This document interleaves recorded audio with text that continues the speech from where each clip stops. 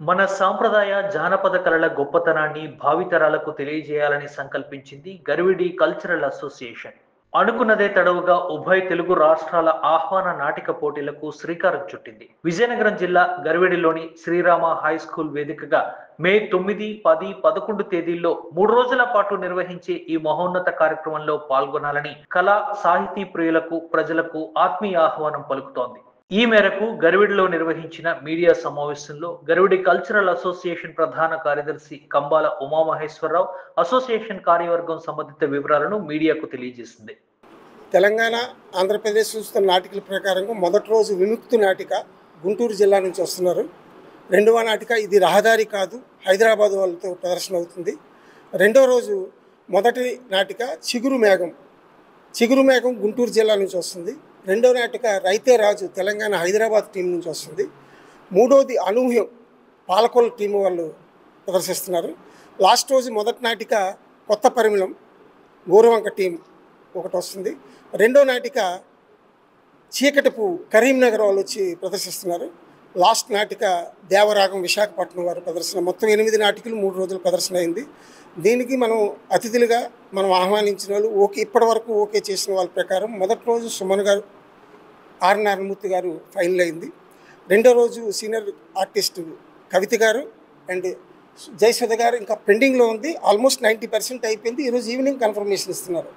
Last రోజు రావు రమేష్ గారు, ఆమని గారి గురించి మనం చెప్పాము. వాళ్ళ కన్ఫర్మేషన్ ఈరోజు వస్తుంది. మ్యాక్సిమం 3 రోజులు కూడా అట్లీస్ట్ ఒక్కొక్క సెలబ్రిటీని తేడానికి మా కమిటీ సభ్యులు అందరూ చెప్పడం జరిగింది. వాళ్ళని మనం కన్సల్ట్ చేసాం. వాళ్ళ కన్ఫర్మేషన్ ఈరోజు ఈవినింగ్ కలుస్తారు. ఏ విషయమైనా ఫర్దర్గా మేము 1 డే ముందు బిఫోర్ ఇన్విటేషన్ తయారైన లోపల మీకు గోప్యాన్ ద్వారా మీకు తెలియజేస్తామని చెప్పారు. మే 9, 10, 11 తారీఖుల్లో ఈ కార్యక్రమాన్ని చేపడుతున్నాం.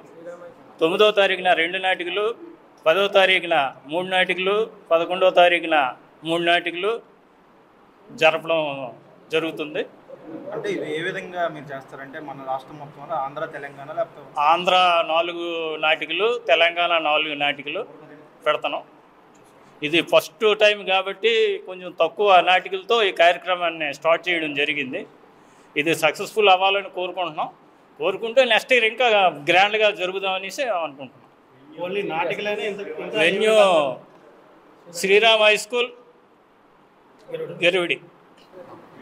ఒక మంచి వాతావరణంలో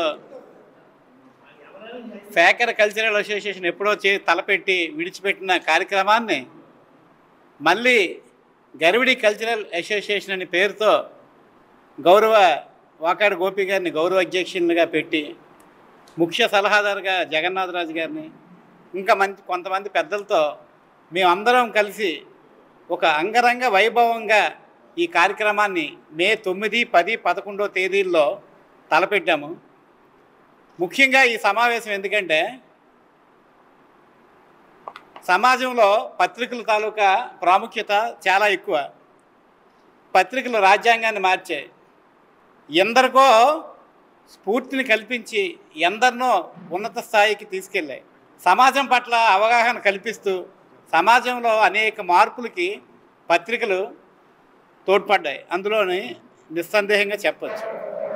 మేము ఎంత పెద్ద కార్యక్రమం తలపెట్టినా సరే మీ తాలూకా సహాయ సహకారాలు లేకపోతే మేము ముందుకి అడుగు వేయలేం. మీరందరూ సంపూర్ణ సహకారం అందించి ఈచ్ అండ్ ఎవ్రీ పర్సన్కి మీరు దీన్ని తెలియజేయాలి.